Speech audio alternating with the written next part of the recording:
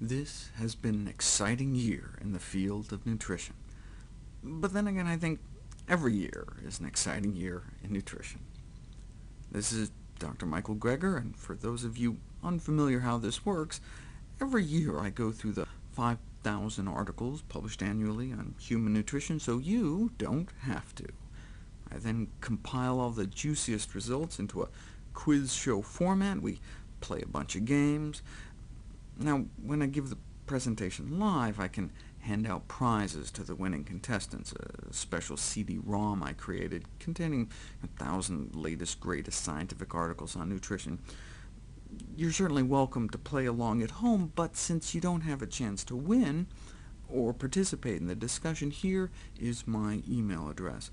Please don't hesitate to contact me if any questions arise, or if you'd like me to send you copies of any of the articles I cover this year. Let's get started. Artificial colors. Harmful, harmless, or healthy? Now, I know I tell people to eat the rainbow, bright, colorful foods, but not that colorful. We now know artificial colors are harmful. 34 years ago, Chief of Pediatrics Ben Feingold published Heresy, suggesting that artificial food colors could so damage a child's developing nervous system that it could actually affect their behavior.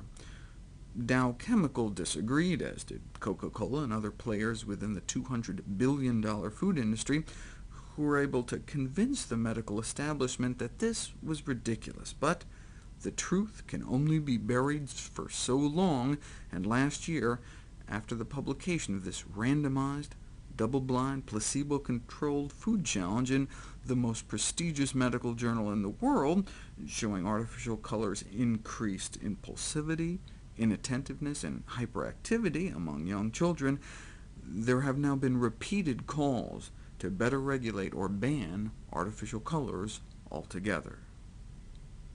Is it true that there's a food dye made out of crushed bugs? Fact or fiction? Fact, and here she is, the pregnant cochineal beetle. This is what she looks like when you smush them, and this is what it looks like when you lick them. And it doesn't say contains bugs on the label. It says things like color added. So when parents feed their children yogurt, for example, they may be feeding them a strawberry splash of boiled insects. Unappetizing? Perhaps, but harmful? Bug juice is a natural color. I mean, there's nothing artificial about bugs. In fact, the reason they use them is because some of the artificial red dyes, like red number 3, were banned as carcinogens. But who still thinks they're harmful? Who thinks gross, but harmless? Anyone think they could maybe use the extra protein? Cochineal beetle extract is harmful. Sends hundreds of people to the emergency room every year, so potentially dangerous that the Center for Science in the Public Interest has called for all bug-based dyes to be exterminated. The FDA, the Food and Drug Administration, refuses to ban it, but they did announce this year that they will at least start requiring it to be listed in the ingredients, instead of just being color added. Good news for those of us who'd rather listen to the beetles than eat any. Of course, the labeling law won't go into effect until 2011, but until then, I have a suggestion for food companies. Should you want to make your cherry popsicles red, how about adding some cherries? What about the artificial flavor diacetyl, the artificial butter flavor in microwave and movie theater popcorn? Harmful, harmless, or helpful? And the answer is harmful. There's even a name for it, popcorn lung, also known as bronchiolitis obliterans, because it can obliterate your airways. It's given off as a vapor when you nuke it, and when workers have to wear gas masks to handle your food, it's probably not a good idea to eat it. Microwave popcorn manufacturers are now replacing the chemical with real butter, so now instead of dying of lung disease, we can die of heart disease. What about the preservative citric acid? Bad for you, harmless, or good for you? In Europe, it's been described as the most dangerous carcinogen of all. But that was a total hoax. Citric acid is harmless. In fact, citrus fruits are up to about 10% citric acid by weight.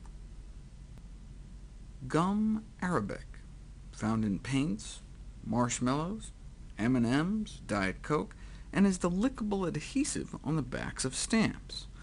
Harmful, harmless, or helpful? Completely harmless. And speaking of soft drink additives, the preservative sodium benzoate. Harmful, harmless, or helpful? I'd go with harmful, in part because of a little thing called benzene. When ascorbic acid and sodium benzoate get together, they can form the potent carcinogen benzene. The FDA and EPA, the Environmental Protection Agency, measured and reported benzene levels in about 200 brands last year. More than 60% of the beverages were contaminated, with about a third exceeding safety levels set for drinking water. What's even more shocking is that an internal memo was discovered showing that the soda industry knew for the last 18 years that their products contained benzene, but they chose not to reveal this fact. In a company statement, Coca-Cola responded, saying that there was much more benzene in cigarette smoke, car exhaust, and canned tuna. But when you have to compare your food product to cigarettes, tuna, and gasoline to make it look safe by comparison, there's probably a problem.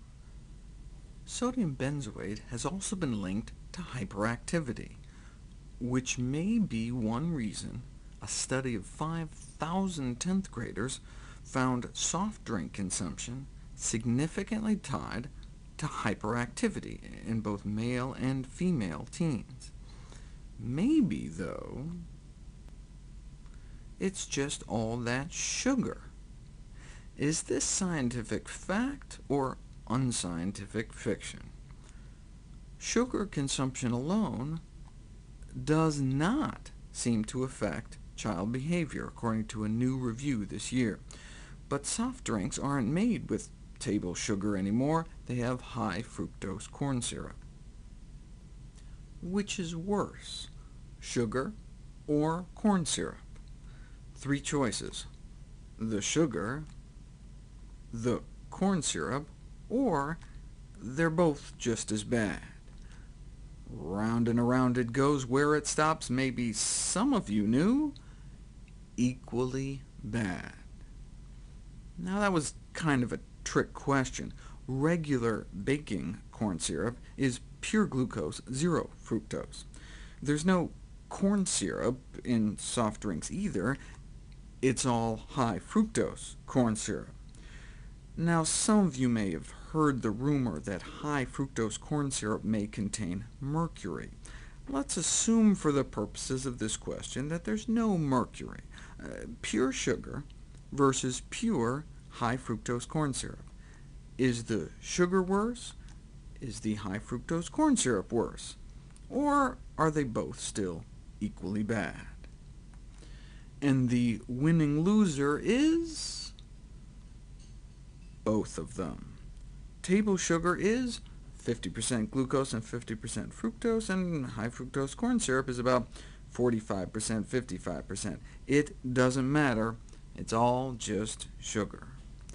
The Corn Refiners Association launched a $25 million PR campaign last year, boasting that high fructose corn syrup is as good for you as sugar. True, but again, how much is that really saying? What about that mercury thing, though? The Corn Corporation say there's no mercury. Fact or Fiction. Fact. High fructose corn syrup. Everything you wanted to know but were afraid to ask. Researchers looked at 50 different brands, from soda pop to Pop-Tarts. There's that yogurt again. The results? 30% of these foods with high fructose corn syrup were contaminated with mercury, and it was 60% for the dairy foods. Here's how much mercury, on average, a woman of childbearing age could get eating these products every day. This is the EPA's safe upper limit. So we probably shouldn't let our kids become children of the corn.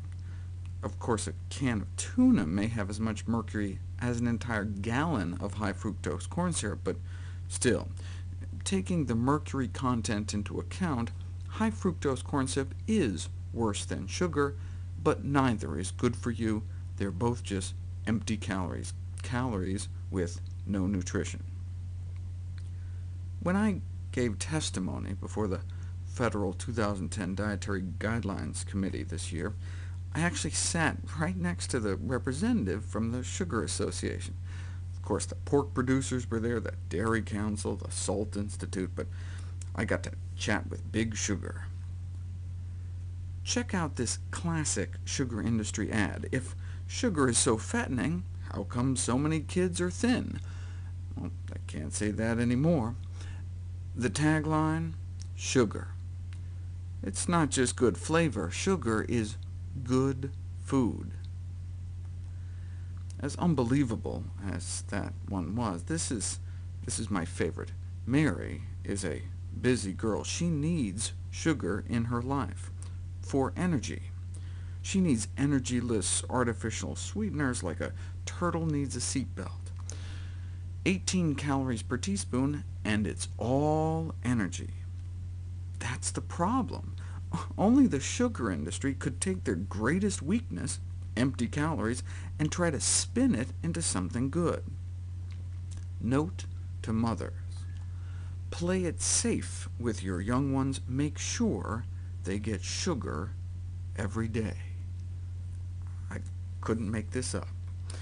I mean, can you imagine even the meat industry coming out and saying something like, "Eat lard"? Yes, I imagine you can. Another actual ad, though dated, and of course, a message brought to you in conjunction with the Department of Health. They are in fact happy because they eat lard. Now, there are sweeteners that do have some nutrition. This new article in the Journal of the American Dietetic Association measured the antioxidant content of a whole list. Which is healthier? In alphabetical order: agave nectar, blackstrap molasses, brown rice syrup, corn syrup, dark brown sugar, date sugar, honey, light brown sugar, maple syrup, raw cane sugar, regular sugar, or turbinado sugar. Here's the graph. 2 actually have some significant nutrition, but the rest are pretty much a wash. Let's start filling this in. Should we start with an easy one to launch us off? Table sugar versus raw, pure, organic agave nectar. Which is worse? Does sugar have less nutrition, or does agave nectar have less nutrition, or do they both have the same? Remember how I asked if we should start out with an easy one? Well, I guess the answer is no. They both have exactly the same nutrition, which is to say, basically none.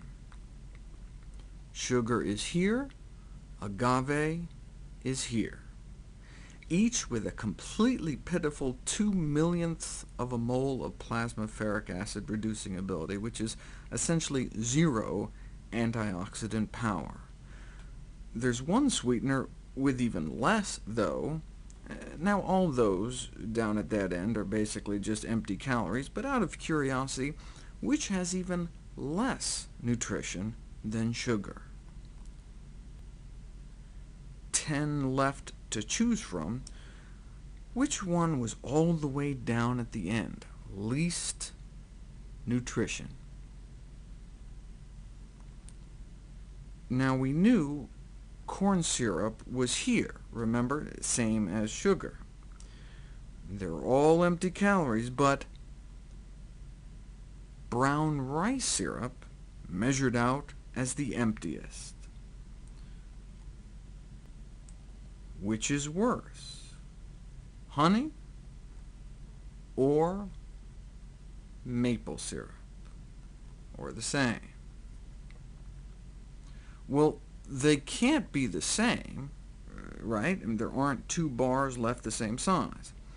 Both still sugar, but honey beats out maple syrup.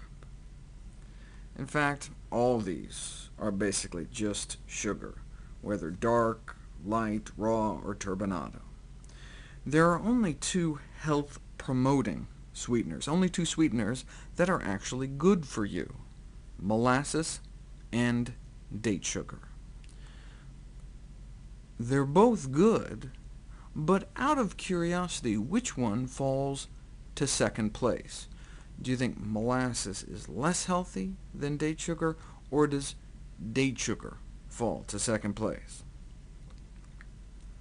The healthiest sweetener on the planet is date sugar. Date sugar is not really sugar, it's just whole dried dates pulverized into powder. As the only whole food up there, no wonder it's number one. It's the only thing I ever use in baking. Because it's a whole plant food, it has fiber, though, so there is a thickening effect, which is great for smoothies or hot chocolate. But what if you want to sweeten your tea or coffee? You don't exactly want thick tea. Now, you could add sugar, but then you're adding empty calories, and if you drink as much tea as you really should, that can add up. So this is where the more artificial sweeteners come in. Harmful or harmless? 6-methyl-1,2,3-oxythiazine 4,3-H1,2,2-dioxide, also known as acesulfame K, sold as Sweet 1, aspartyl-phenylalanine 1-methyl ester, also known as aspartame or NutraSweet, cyclohexane sulfamic acid, known as cyclamate, sold as Sugar Twin, 2-R-3-S-butane 1,2,3,4 tetraol, or erythritol, sold as Z-Sweet, benzoic sulfonide, saccharin, discovered by accident while experimenting with coal tar derivatives and sold as Sweet and Low, steviol glycosides, extracted from the stevia plant and now sold as Truvia by the Coca-Cola Company, and Purevia by the Pepsi-Cola Company. Chlorinated hydrocarbon sucralose, discovered by accident at Queen's College in London while trying to formulate a new pesticide, sold as Splenda. And finally, hexahydroxyhexane, or sorbitol. All sorts of choices. Now, last year we learned aspartame may be harmful, in fact recently also linked to hypertension. But what about these others? I'll give you two hints. First, none of them are helpful. Why? Because none of them have any nutrition. No calories, but no nutrition. And the second hint is that not all of them are harmful. Based on the best available science, at least one or more is harmless. So what do you think? Acesulfame, harmful or harmless? Harmful, linked to DNA damage last year. What about Sugar Twin, harmful or harmless? You may not remember Sugar Twin, because the evil twin was banned 39 years ago. Still legal in Canada, though. What about Z-Sweet, harmful or harmless? Harmless, found naturally in pears, melons, and grapes, absorbed in the intestine so it doesn't have a laxative effect, and it's excreted virtually unchanged in the urine. What about saccharin? Causes bladder cancer in male rats, but not female rats. What about people? Harmful or harmless? Saccharin may cause bladder cancer in people, too. What about stevia? Huge amount of new research on stevia, but the jury's still out. Check back next year. There is a verdict on sucralose, though. What do you think, harmful or harmless? Harmful, based primarily on the role it may play as a migraine trigger. And finally, the sugar alcohol sorbitol and xylitol, harmful or harmless? Unlike erythritol, these other sugar alcohols are not absorbed, and so they draw fluid into your colon and can have a laxative effect. So essentially, we can group foods into one of 4 categories. There's stuff that's nutritious, but has calories, in the upper right, calories, but no nutrition, junk food, and then there's stuff with neither calories nor nutrition. Is there anything that's nutritious, but doesn't add any calories? Well, there's water. That's good for you and calorie-free. But how can one add nutrition to the water, though, without adding calories? We can make some tea. Has all the water of water, but as a bonus is packed with phytonutrients. It's nutrition without calories. Every time we just drink water, we are losing an opportunity to get nutrients by drinking tea instead. The only other situation where you can find major nutrition without calories is with spices. Cloves, cinnamon, nutmeg, cardamom, ginger, also known as chai tea. Has all the tea of tea, but as a bonus also contains the single most antioxidant-packed substances on the planet, like cloves and cinnamon. If you want to add some unsweetened soy milk, some erythritol to sweeten it, a spoonful of cocoa powder to make it even more nutritious, and you will end up with a hot, velvety, sweet, spicy chocolate drink, hardly any calories, and can have 3 days' worth of antioxidants per glass. It's something I drink every day. Tea, black tea, green tea, white tea, is made from the tea plant. That's different from herbal tea, which is defined as pouring hot water over any plant in the world other than this particular plant. There are 287,655 different plants on the planet that we know of. Why is this one plant the most popular beverage in the world? It's not the caffeine. The coffee plant has more caffeine, but more people drink tea than coffee. It's probably not the taste. Most people would probably prefer peppermint or some of the fruity berry teas as better tasting. And it's a pretty enough plant, but why do we drink literally billions of cups a day of this one? Well, we might have just figured it out. It turns out that there's something in this plant that's basically found only 2 places in nature, here and in a weird bluish mushroom called the bay bolete, which has these little holes instead of gills. Scientists figured this one might taste better with crumpets, and so they called the unique substance theanine. What does this stuff do that it has billions of people hooked on it? We weren't quite sure until last year. When you hook up people to an EEG to measure their brainwave activity, you find that human beings essentially have 4 mental states, 2 while sleeping and 2 while awake. Delta waves, where your whole brain is basically electrically pulsing very slowly at about a wave a second, only seen in deep sleep. Then there's theta wave sleep, when you're dreaming, at about 5 cycles per second. The two waking states are alpha and beta. Alpha is relaxed, aware, attentive, like when we close our eyes and meditate, and beta is more the stimulated hustle and bustle state where most of us live our lives. Alpha is where we want to be fully alert and focused, but calm. How do we get there? Well, if you relax in a nice, peaceful place, after about 90 minutes, you can start to see some significant alpha activity, which is this yellow and red. Now, practicing meditators, like Buddhist monks, can achieve this state earlier and maintain it even with their eyes open. So you can meditate every day for a few years, or just drink some tea. This is the amount of theanine that enters your brain after you drink about 2 cups of tea. Look closely, compare, and see if you can detect a difference. That is why people drink tea from the tea plant. But are there side effects to so dramatically altering our brain on a daily basis?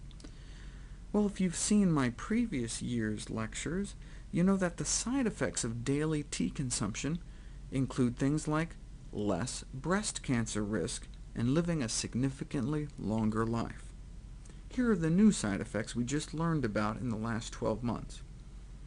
Drinking tea from the tea plant halves our risk of getting ovarian cancer, halves our risk of getting endometrial cancer, can lower our cholesterol, our blood sugars, and our weight, protect our liver, and protect our brain.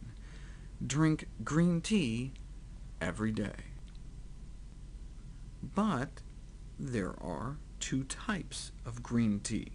That is, 2 types of unprocessed leaves of the tea plant: tea from mature leaves, known as green tea, and tea from young leaves, known as white tea, because of the little white hairs on the immature leaves. Which is healthier? It turns out it depends on whether you add lemon or not. If you drink your tea without lemon, green appears preferable to white, but if you add lemon, the white tea jumps ahead. It turns out while there may be more phytonutrients in the white tea, they may only be released at the right pH. Regardless of which tea you drink, though, adding lemon boosts the nutrition. If you do prefer black tea, though, which is healthier, plain black tea or Earl Grey?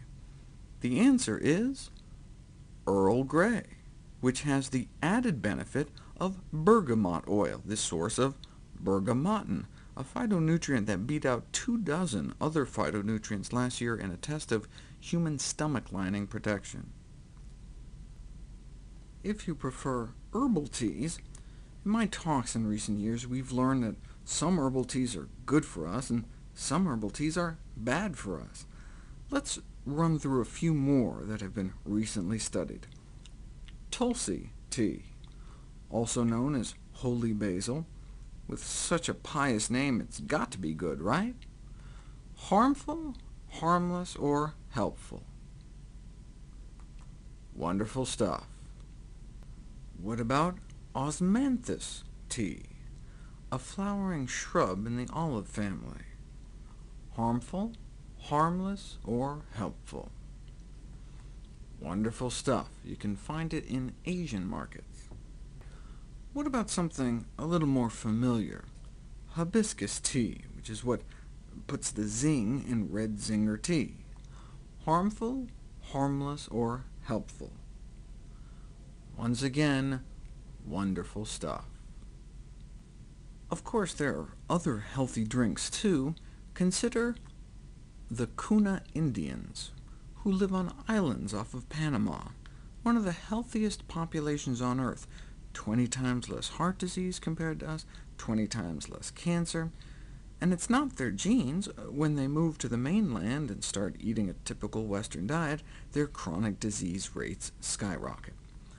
Scientists don't think it's what they eat, though, but what they drink. What's their secret? Every day, they drink more than 5 cups of which one of these? Acai berry juice, cocoa, yerba mate tea out of a gourd, quechua, a fermented drink made out of quinoa sprouts, or do you think they're so healthy because they drink so much spirulina? I'll give you a hint, it's not because they keep such adorable pigs as pets. What do you think? Well, it's not the quechua, because there's no such thing. I just made that up. It's not spirulina, and mate may actually increase our cancer risk. Nearly all these people drink in this tropical climate is cup after cup of cocoa. This year, a report from a major international science conference on chocolate finally revealed why we human beings crave chocolate so much. Their scientific technical finding, we conclude that we like chocolate because it tastes so nice. Medically, last year a randomized, controlled crossover study from Yale examining acute dark chocolate ingestion. And people got paid for that, too. The researchers found that the sugar in chocolate isn't good for you. The fat in chocolate, the cocoa butter, isn't good for you. But the actual cacao bean solids, which is sold as cocoa powder, is great stuff, leading the Journal of the American Heart Association this year to conclude that cocoa itself can be recommended without hesitation. But which is healthier, cocoa or the Dutch processed cocoa? Some of you may need to go back to the basics. We have cocoa and we have processed cocoa, and when you process food, you lose nutrients. We know cocoa is good for us. What about carob? Harmful, just harmless, or helpful? Wonderful stuff. It's not a big carob lobby, so there hasn't been much research, but this year we did learn that in the very least, carob can protect human colon cells from DNA damage. Speaking of potential DNA damage, fact or fiction? Cell phones can give you brain cancer. The incidence of brain tumors has been increasing over the last 25 years, but is it because of mobile phones? Fact or fiction? Fact. A major review in the International Journal of Oncology was published last year. If you don't use cell phones, your lifetime risk of developing a brain tumor is about 1 in 167. If you do use cell phones, your lifetime risk is still really small, but it goes up from 1 in 167 to 1 in 128. That's still less than a 1% chance you're ever going to get a brain tumor, but it's best to use a headset or the speakerphone option and limit the time children use them. We do have to put this risk into context, though.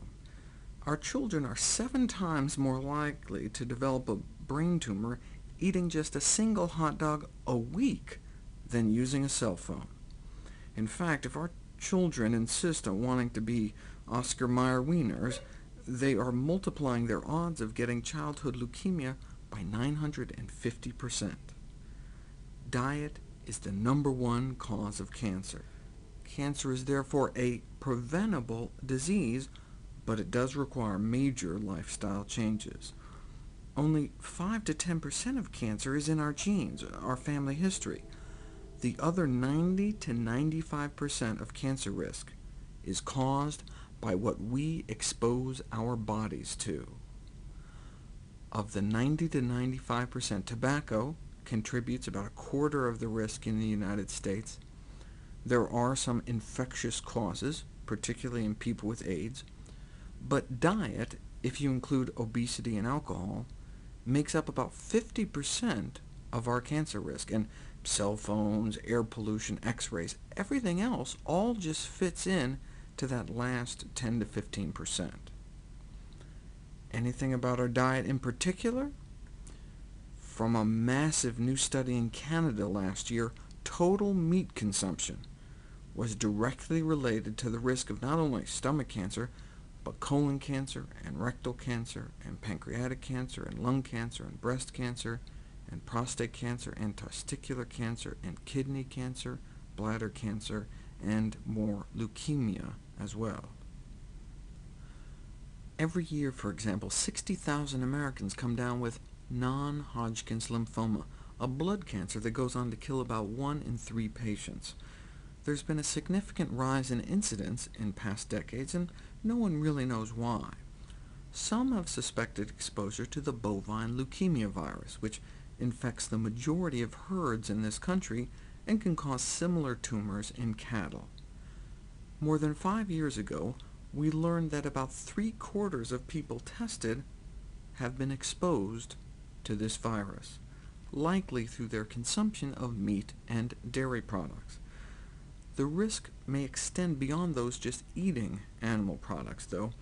The viral contamination of meat in general can give people who handle fresh meat for a living unpleasant conditions, with names like contagious pustular dermatitis. In fact, meat is so laden with viruses that there's a well-defined medical condition colloquially known as butcher's warts, which affects the hands of those who handle fresh meat, including poultry and fish. Even the wives of butchers appear to be at higher risk for cervical cancer, a cancer definitively associated with wart virus exposure. So in the first study of its kind, researchers looked at farm animal exposure as a risk factor for human non-Hodgkin's lymphoma. To be fair, though, there's also feline leukemia virus, and a child is likely to have more intimate contact with their family cat or dog or other pets than with livestock. Animal contact and cancer risk: harmful, harmless, or helpful? And no matter how this comes out, remember, I'm just the messenger. In terms of our risk of developing non-Hodgkin's lymphoma, contact with cows: harmful, harmless, or helpful? Harmful. Increases our risk. What about pig contact? Harmful, harmless, or helpful? Same as cattle. Harmful. Increases our risk. What about having a cat, or 3 like we do? Do cats increase our cancer risk, do nothing to our cancer risk, or maybe having cats is even protective against cancer? What do you think? It turns out cats are protective against cancer. In fact, even if you don't live with a cat now, but did in the past, you seem to be protected against developing lymphoma. All right, now for you dog people. Canine companionship, now or in the past: harmful, harmless, or helpful? Good boy. And finally, what about other companion animals like corn-loving hamsters, rodents in the house? Increased risk, no risk, or decreased risk? Decreased risk. New game. Scam or no scam? Airborne immune boosting supplements. Not only a #1 bestseller in the USA, but was created by a schoolteacher! Exclamation point. Scam or no scam? August 2008, the company was nailed by the FTC and is now paying $30 million for lying to the public in one of the largest consumer fraud cases in American history. To really boost our immune systems, maybe we just need to get enough sleep. Or is that a total myth? Fact or fiction? If you don't get enough sleep, it can impair your immune system. Believe it or not, we didn't know for certain either way until 2009. Researchers dripped virus into people's nostrils, the common cold virus. Now, you'd think if someone squirted virus right up your nose, you'd definitely get sick. But no, it really depends on your immune system. Someone with a cold can sneeze dead in your face, but if you have a good enough immune system, you won't get sick. So in the study, did it depend on how much sleep they'd been getting? Fact or fiction? Fact. Those getting enough sleep were 3 to 5 times more likely to beat the virus. But what is enough, and is more better? Just this year, researchers found what appears to be the magic number of hours to sleep, on average, every night, to minimize risk of cancer, stroke, and heart disease. Sleep fewer hours, and mortality goes up. Sleep any longer, and mortality goes up. To maximize health and longevity, is the optimal sleep duration 6 hours, 7 hours, 8 hours, 9, or 10 hours? And for those of you thinking, what about 12 hours? No. Well, it's not 6, and it's not 10. It's not 8 either. The optimum amount of sleep to get on average every night to live longest is 7 hours of sleep, according to this important new study this year. The next game we're going to play is called Better Than Nothing. I'll throw something up, and you'll try to decide if what I have pictured is even worth trying. First up, head lice are nasty, really nasty. But so is covering our kids with insecticides like permethrin, the standard treatment for head lice. So it's no wonder there are all sorts of alternative treatments out there. But do they work? One was finally put to the test: Paramide Plus Coconut Oil Immersion Shampoo. Is it better than nothing, even though it may potentially delay more effective treatments? Better than nothing? Or do you think, if I have blood-sucking lice on my child's head, I'm going for the big guns? Researchers went into 12 elementary schools, and after a week of insecticide treatments, 14% of the kids were cured. After a week of the coconut-derived shampoo, though, 61% were cured, worked 4 times better, and no pesticide exposure. Let's say you get a typical dinner roll when you're at a restaurant. Should you eat it? Look, it's free and has 8 essential nutrients. Is it better than nothing? No, it's not nutritionally worth it, and I'll show you why in a second. We should strive to eat whole foods. There's really only one common whole plant food that isn't worth it, and I'll give you a hint. It's either iceberg lettuce or white potatoes. Do you think iceberg lettuce is better than nothing? Or is it the potatoes that are worth eating?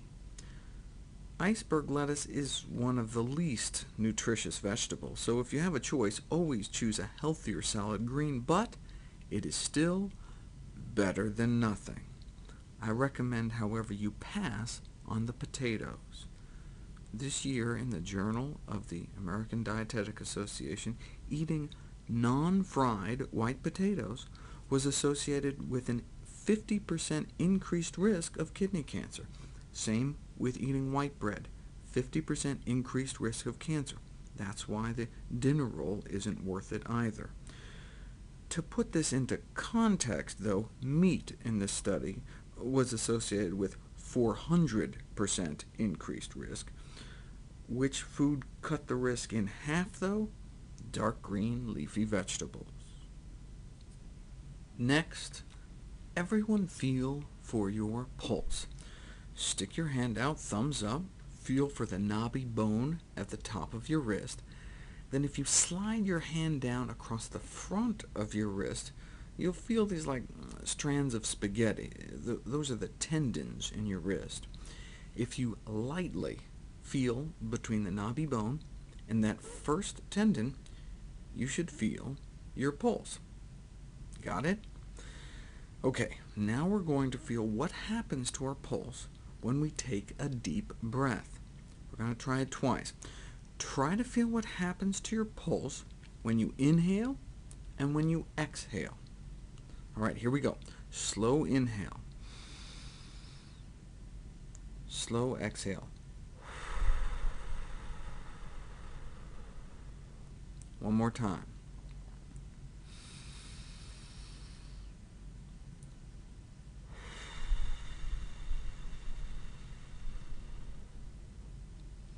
What happened when you breathed in and breathed out?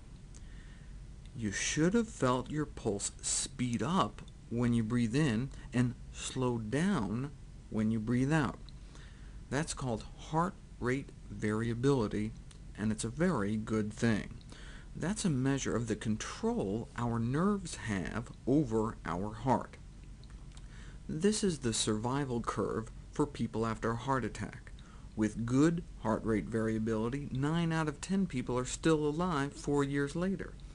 But with bad heart rate variability in that time period, half drop dead from sudden cardiac death. So is there anything we can do to improve our neurological control over our heart? A landmark article this year in the American Journal of Clinical Nutrition found that there was only one type of food that could significantly improve our heart rate variability. Is it citrus fruits, omega-3s, or dark green leafy vegetables? Let's look at the graph. Here's the level at which statistical significance is reached. Let's see which one makes it. Eating just a half serving of greens every day significantly improved neuronal heart control, which may be why studies in the past have suggested a quarter cup of greens a day could cut our risk of having a heart attack by 67%. So control your heart by any greens necessary. What about the microscopic greens like spirulina? Of all the controversial findings I've shared from the medical literature over the years, this is the one I get the most mail about. People love their pond scum. So I've stayed on top of the literature, and it's time for an update. There's no doubt that spirulina does some amazing things, but as with everything in life, it's all about risk-benefit. And so, although in 2007 the data pointed against spirulina, and I threw mine out and encouraged others to do the same, is it possible that the balance of evidence has shifted back in favor? Still harmful, half and half, or crept back to helpful? In 2007, I was concerned about spirulina because of muscle breakdown, and these new findings have me concerned about liver cancer, too. 94% of samples were found to be contaminated with hepatotoxic microcystin toxins. What about blue-green algae, though? Harmful, harmless, or helpful? In 2007, I was concerned about the neurotoxins in blue-green algae like chlorella, which is still a significant concern, harmful, but I was creeped out this year by a report in the journal Veterinary Pathology of a golden retriever killed by chlorella, but not by some toxin. The chlorella itself invaded her body and started eating its way to her brain. This is showing the algae creep up her spinal cord when plants bite back. I'm all for live food, but not this alive, and yes, there have also been reports of human infection as well. Any other dangerous plants out there? What about mangosteen juice? $120 retail. Are folks just dishing out major cash to make themselves sick? Is it harmless? Or maybe not good for our bank account, but definitely good for us? How could it possibly be harmful when the company was started by such upstanding-looking gentlemen, who've since sold $1 billion worth of the stuff, laughing their way to the bank, while their consumers have been on their way to the hospital. Those mangosteen xanthones appear to poison cellular metabolism. Starfruit, which you can often find in the tropical produce section at large supermarkets. Harmful, harmless, or helpful? Harmful enough to shut down our kidneys. Acute oxalate nephropathy, caused by the extraordinarily high oxalate content, a condition previously associated primarily with antifreeze ingestion. Eat an apple. Speaking of which, does an apple a day really keep people like me away? By which I mean, is there scientific evidence that just one apple a day has significant measurable benefits? Remember, the recommended minimum number of fruit and vegetable servings is 9 a day, minimum. Is a single apple going to do anything? What do you think? An apple a day, fact or fiction? Fact. A major recent review found that compared to those eating less than an apple a day, those eating just one or more had less risk of oral cancer, less cancer of the larynx, less breast cancer, less colon cancer, less kidney cancer, and less ovarian cancer. This makes sense given new research showing, for example, that apple peels have potent antioxidant and anti-proliferative effects on human cancer cells in a petri dish.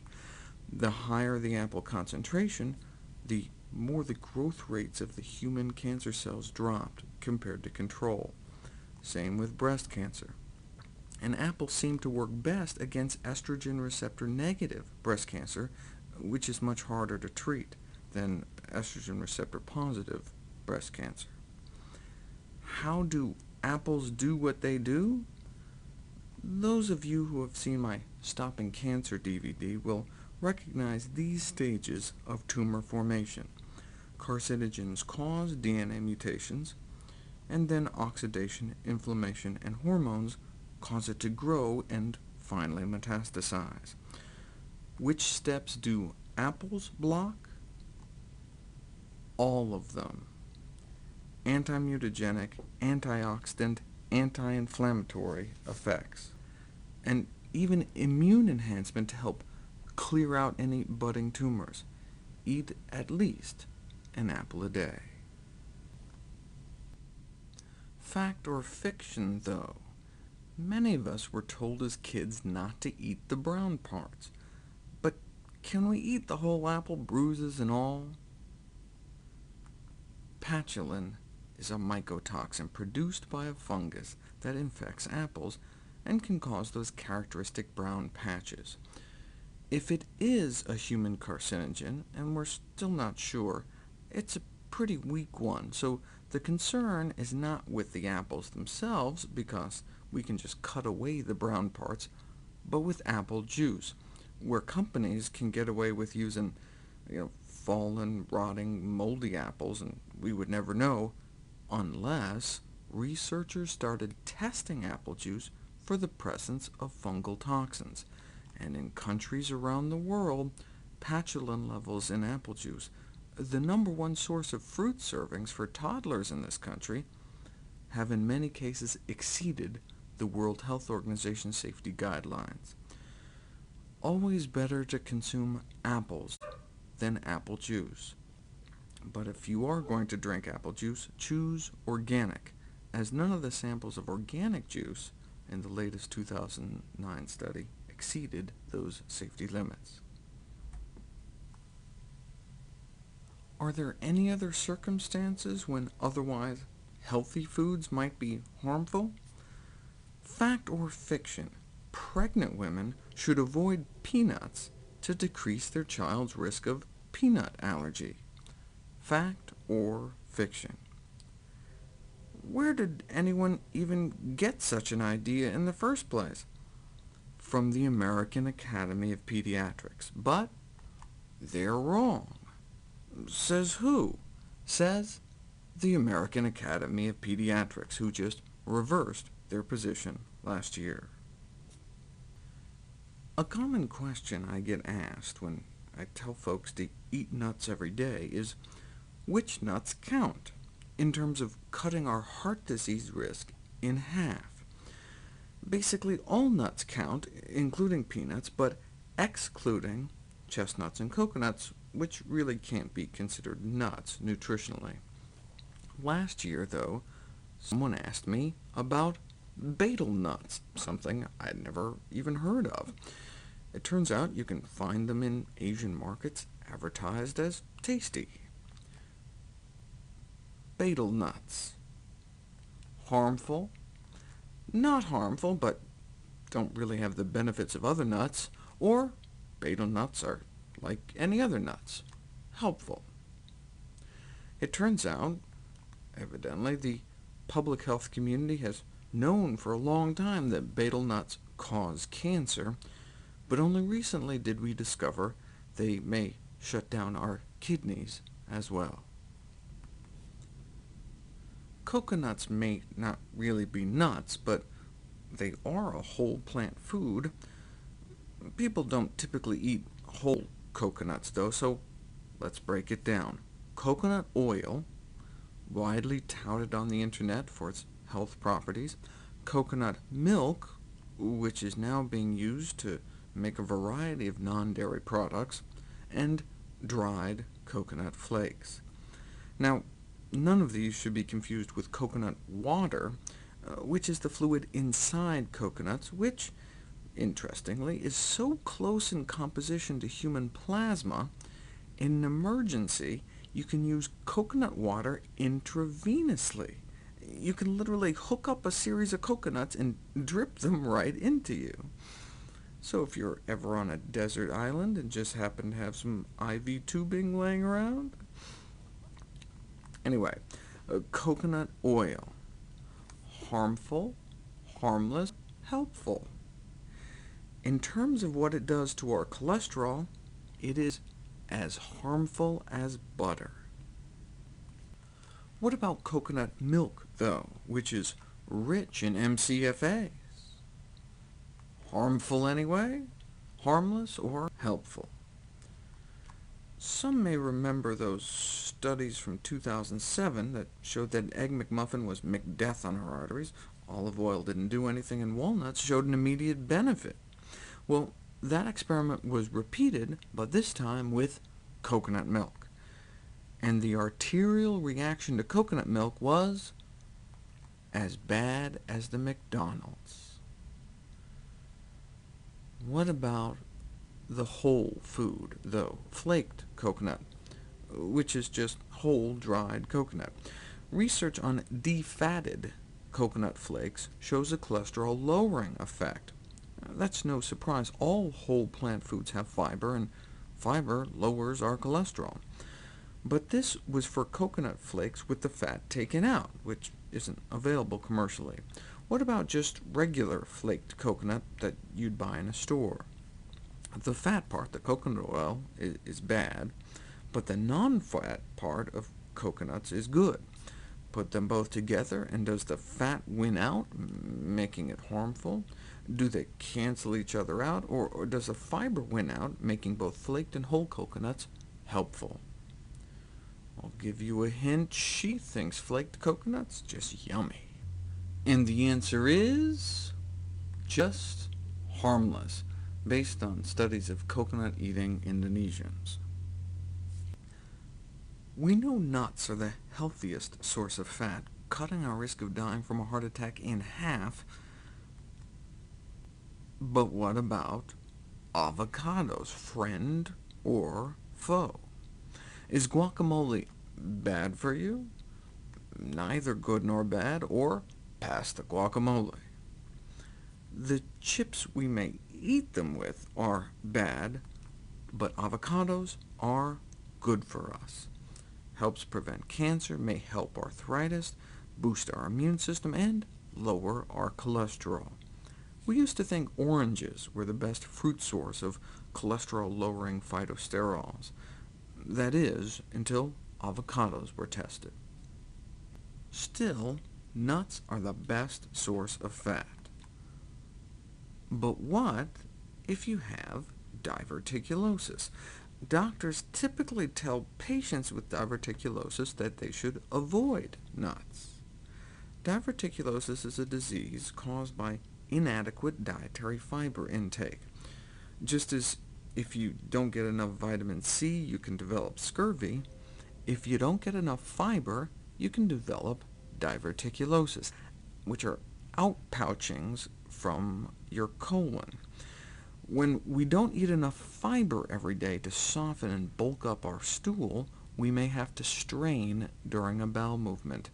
And after a lifetime of straining, you can literally blow out these pockets from your colon. More than half of older Americans have diverticulosis because people don't eat enough whole plant foods, the only place fiber is found. This is what they look like on the inside. This is what they look like on the outside. This should be a smooth, round tube. And if one of these offshoot blowout tunnels gets inflamed, it looks more like this and this. You don't have to be a doctor to realize that's not what our colon should look like. And if we keep it up, it can eat right through, and we can blow a hole in our colon and die.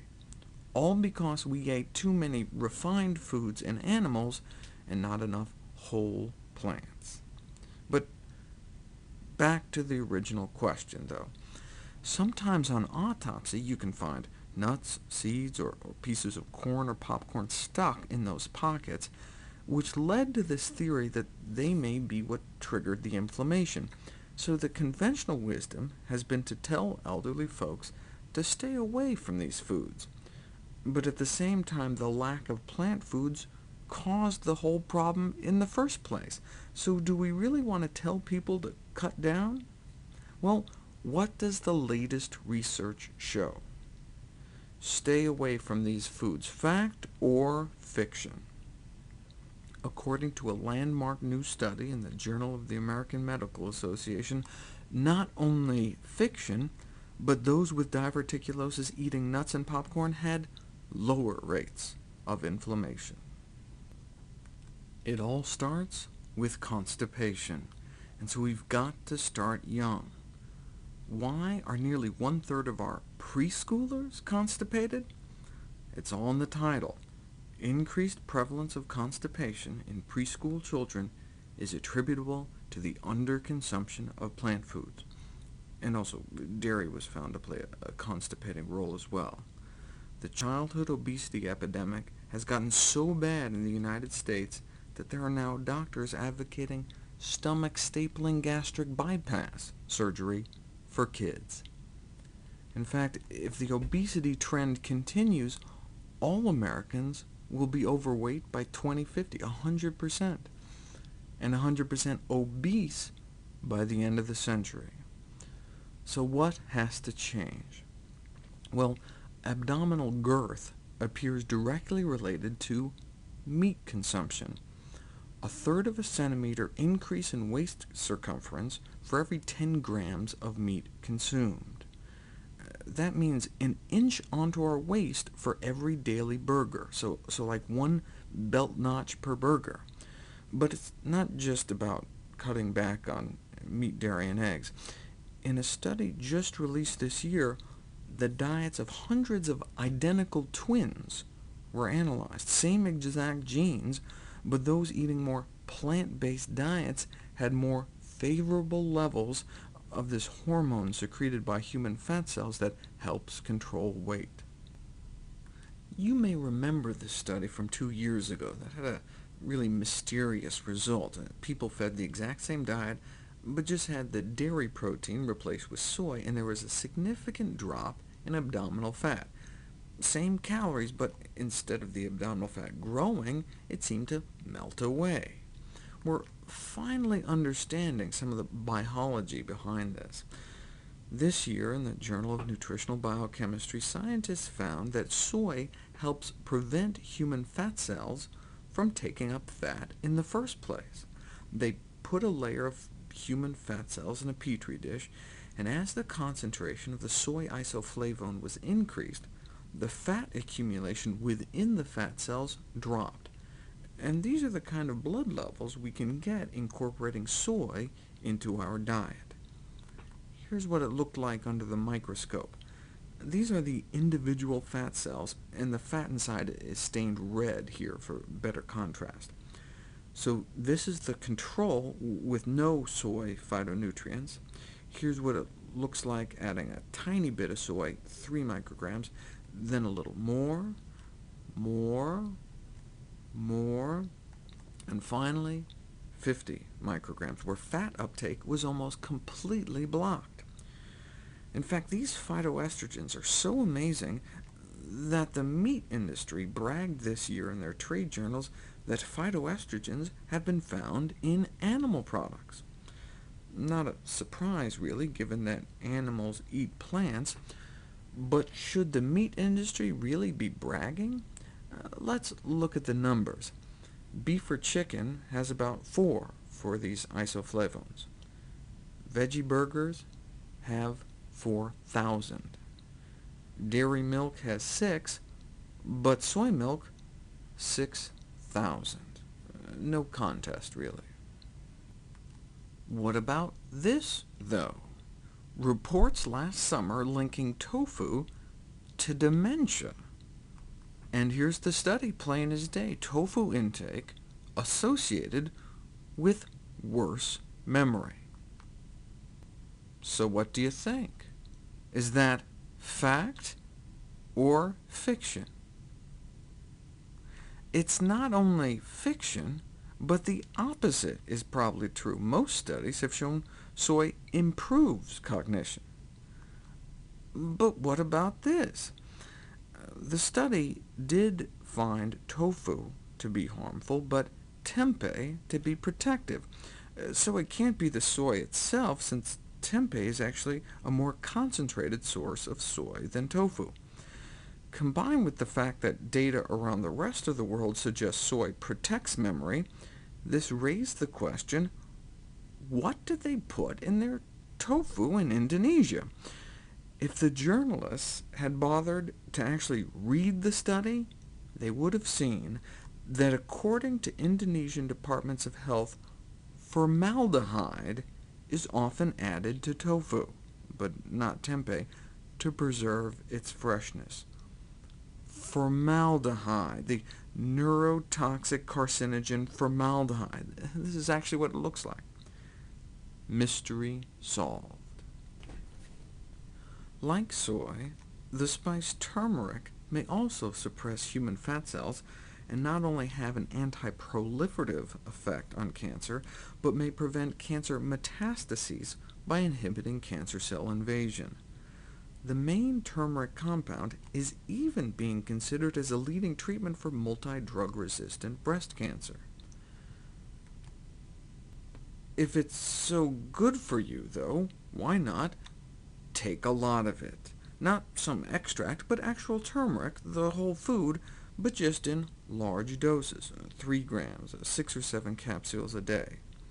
Is that a bad idea? Does it not matter either way, or the more the better? Unfortunately, it turns out turmeric has too much oxalate to take that kind of daily dose, which would increase our risk of kidney stones. And anyone who thinks kidney stones aren't a big deal has never passed an oxalate kidney stone out through their urethra. So keep it under a teaspoon of turmeric a day. Notice the title, though. What about cinnamon? Like turmeric, cinnamon seems to have all sorts of amazing benefits, but also, like turmeric, is high in oxalates. In fact, cinnamon has the same amount of oxalates that turmeric does. So, is a spoonful of cinnamon too much too? Harmful, harmless, or helpful? Even a few spoonfuls a day is not too much, because it's not what you eat, it's what you absorb. And while cinnamon and turmeric have the same amount of oxalates, More than 90% of the turmeric oxalates are soluble, versus less than 10% of those from the cinnamon. To get the benefits, though, we've got to eat cinnamon every day. After just a single day of eating a daily teaspoon of cinnamon, you can see with the dotted line how well it blunts the blood sugar spike you get when you eat a whopping load of sugar. On day 15, they stopped eating cinnamon, though, and you can see how by the next day the effect was gone. So we have to keep it up. While soy and turmeric can suppress human fat cells, not all vegetarians eat curried tofu. So this still doesn't explain why vegetarians are so much slimmer on average than meat eaters. We're getting closer to an answer. The reason I chose to major in biophysics rather than biochemistry is because of diagrams like this. This is the simplified version of human metabolism. The real deal is controlled by about 25,000 genes. Let me focus in on one in particular. This appears to be the enzyme that does much of the heavy lifting. Carnitine palmitoyl transferase, CPT here, shovels the fat that we eat into the furnaces in our cells. The more active it is, the more fat we burn. That's where a vegetarian diet seems to come in. Here's our man CPT, significantly upregulated in vegetarians, boosted by about 60%. We're not sure why, but that may help explain why those eating vegetarian are so slim. What about getting really skinny, though? Severe caloric restriction, like not eating every other day, has been found to extend the lives and improve cognition of animals in laboratories, but human data has been lacking, until now. A study was published this year in the Proceedings of the National Academy of Sciences, one of the most prestigious scientific journals in the country. You can't get enough people to stick to alternate-day fasting long enough to see if people actually live longer, but if you pay them enough, you can get them to go 3 months with skip-a-day eating to at least study the cognitive dimension. So, for human beings, does caloric restriction help or not? They found a dramatic improvement in memory. Inflammation plays a key role in a number of disease processes, including dementia, heart disease, and certain cancers. This is why doctors recommend some patients take an aspirin a day for prevention. Recently, though, researchers found that even people who don't take aspirin have a certain level of aspirin in their bloodstream. Very low levels, but not zero. How did it get there at all if they weren't taking any? Well, aspirin was originally extracted from the bark of the willow tree, so researchers started to wonder if it might be found in other plants as well, and it turns out aspirin is widely distributed throughout the plant kingdom. Plants use it to prevent disease too.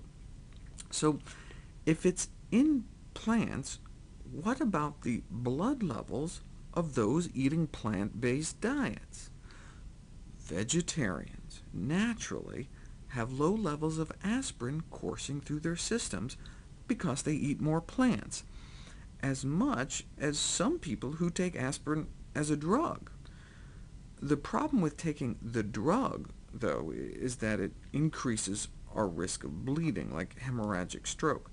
But some studies find vegetarians have a lower risk of bleeding into their brain. So eating a plant-based diet, one might be able to get some of the benefits of taking aspirin without some of the risks.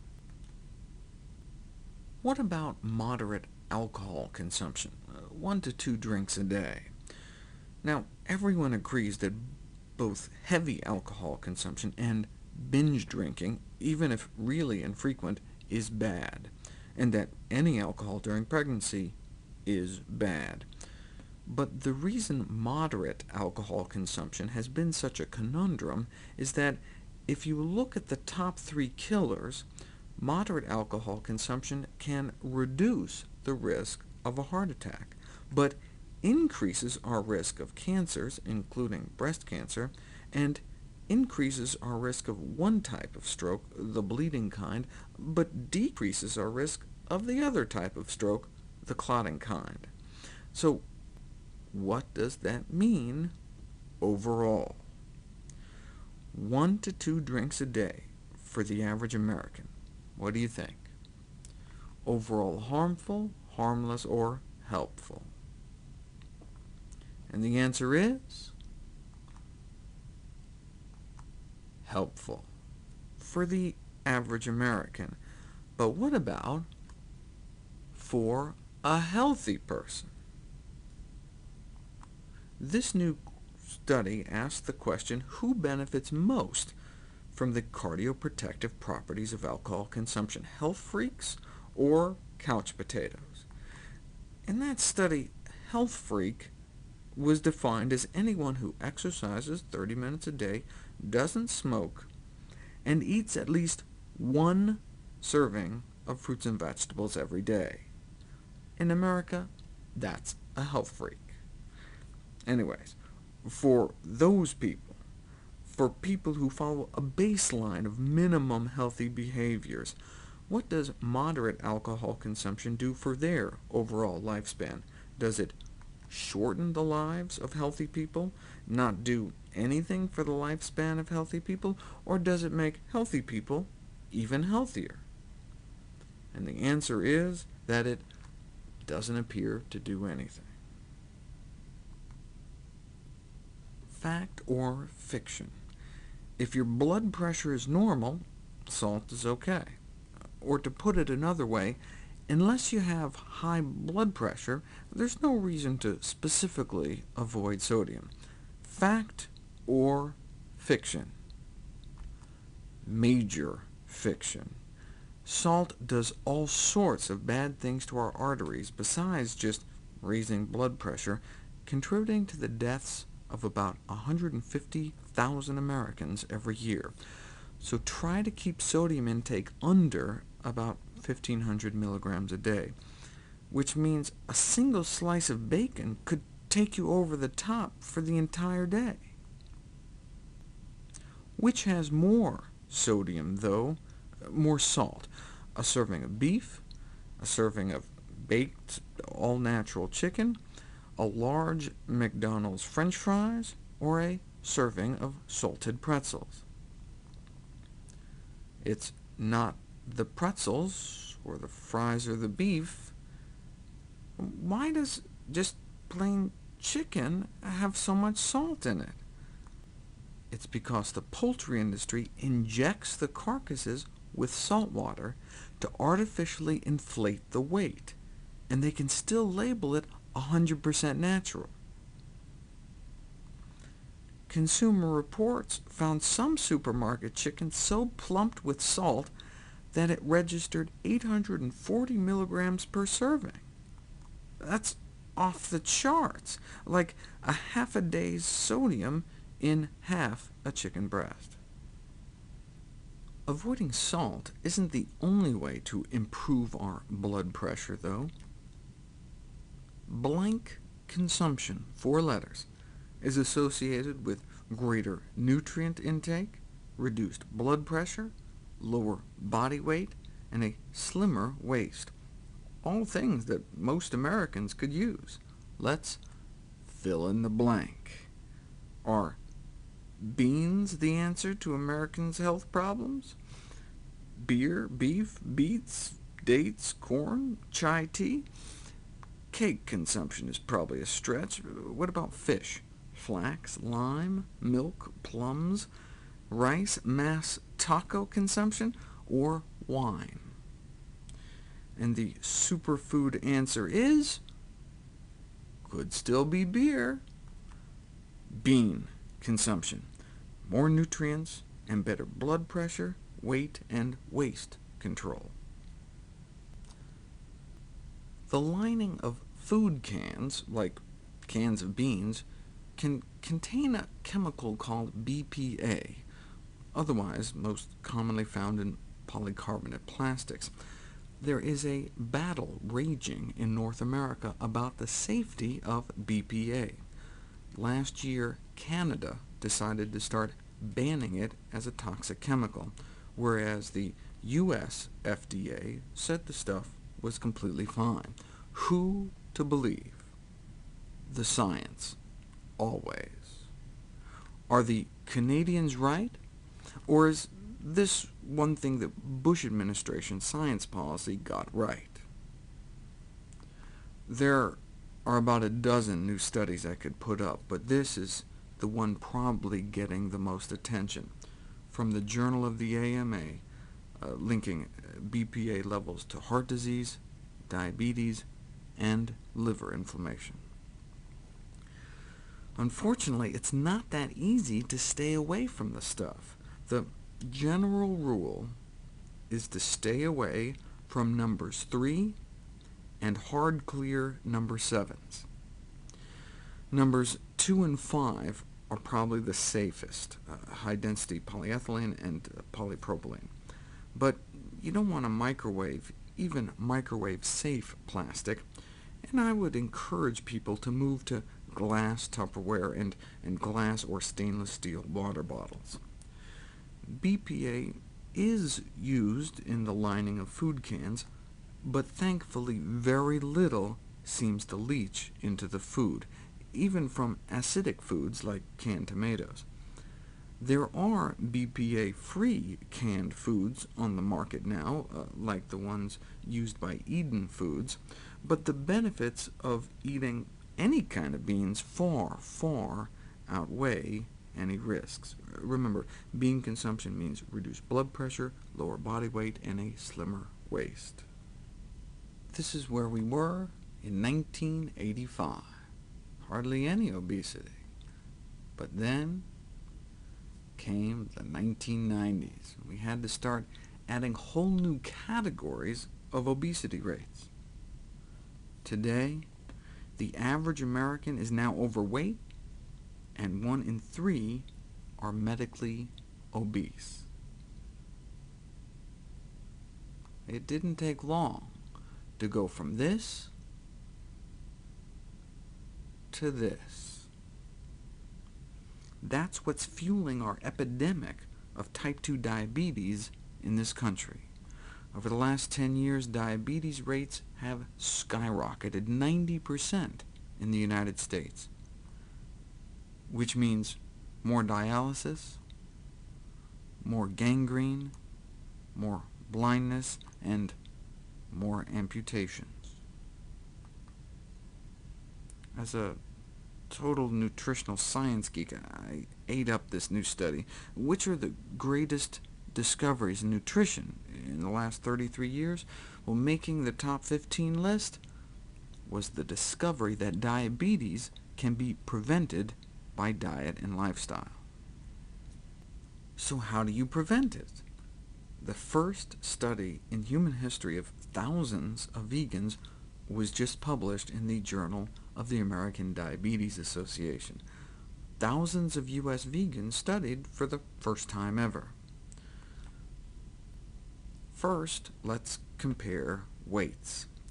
A BMI over 30 is considered obese, between 25 and 30 overweight, and they used to call under 25 normal weight, but it's no longer the norm. The average BMI in this country is now 28.8. The first question is, where do flexitarians fall? A flexitarian is a flexible vegetarian, who in this study is defined as someone who eats meat once or twice a month, but is basically vegetarian. Where do they fall? 3 choices: heavier than meat eaters, lighter than meat eaters but still overweight, or on average not overweight at all. So do you think they found flexitarians to be fatter than regular meat eaters? Do you think those who only eat meat a few times a month are skinnier than meat eaters, but still, on average, overweight? Or do you think if we cut down our meat consumption that low, our weight should normalize? This is America. Even the flexitarians are overweight. But what about the full-time vegetarians, though? Same basic three choices. Do you think vegetarians turned out fatter than flexitarians? Do you think those who don't eat meat are skinnier than those who do, but still, on average, are overweight? Or do you think if you just cut out meat, you'll lose the excess fat? This is America. Even the vegetarians are overweight.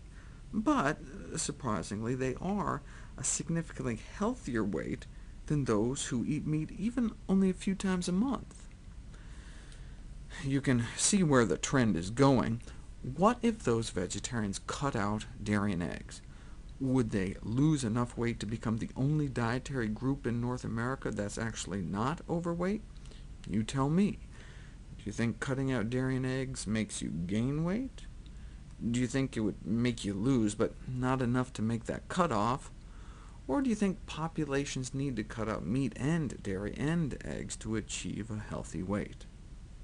This is America, and that means only the vegans are, on average, a healthy weight. And that's like a 40-pound spread between vegans and meat eaters, which is pretty dramatic. But maybe it's not their diet. Maybe vegans just tend to exercise more. No, they carefully measured activity levels, and if anything, the vegans in this study exercised less than the meat eaters. Lazy vegans, but still, on average, 40 pounds lighter. That's about what an interventional study found last year. Put overweight meat eaters on essentially a vegan diet, and they start out at an average of 221 pounds, and lose about 25 pounds a year, ending up at 168 after 2 years at the end of the study. An average of 53 pounds of sustained weight loss. So eating veg can counteract the forces that lead to obesity and diabetes, though only the vegans were really in the optimal range. Inclusion of even tiny amounts of meat, including fish, in the diet, less than a single serving a week, and you lose a lot of that veg protection. So, given the healthy weights of most vegans, it's no surprise that they have just a fraction of the diabetes risk, but the researchers did find something that blew their minds. Even after controlling for weight and exercise, and even how much TV they watched, those eating vegan still had half the diabetes risk.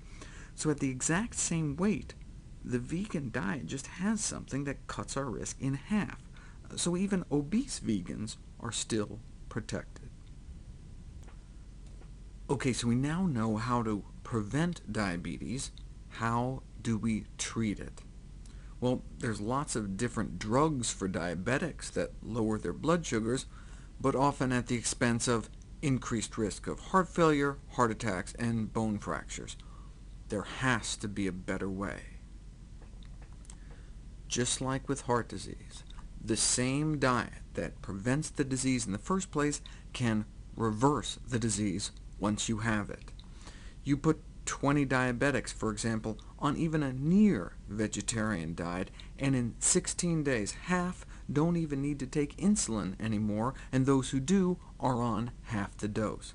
And that's after only about 2 weeks. A randomized, controlled clinical trial put the official American Diabetes Association diabetic diet versus the vegan diet head-to-head. The ADA diet slowed the progression of the disease, such that their diabetes was just a tiny bit worse at the end of the study period. But on the vegan diet, their diabetes actually got better, significantly better. Just think how many lives eating vegan could save. How many lives, eyes, kidneys, feet, and families. I realize I'm moving very quickly through all this. I'm just trying to fit in as much of the best new science as I possibly can.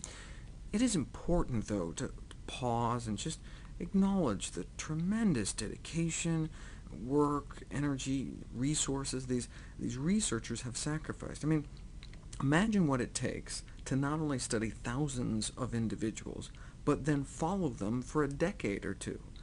I can hardly keep track of friends that long. Now imagine following 500,000 people for 10 years. The National Institutes of Health, AARP study, the largest forward-looking study of diet and health in history. So what does the largest study ever have to say about meat and mortality? Meat intake means increases in total mortality, cancer mortality, and cardiovascular mortality. End of story. Here's the title of the accompanying editorial in the American Medical Association's Archives of Internal Medicine. Reducing meat consumption has multiple benefits for the world's health, calling for a major reduction in total meat intake. They do particularly pick on processed meats, but in terms of global crises, there is a tsunami brewing. Namely, we are seeing the confluence of growing constraints on water, energy, food, combined with the rapid shift towards greater consumption of all animal source foods, which they note are inefficient, wasteful, polluting. And this is in a journal of the AMA. Just so readers don't think they're biased, though, they note that the author is not a vegetarian.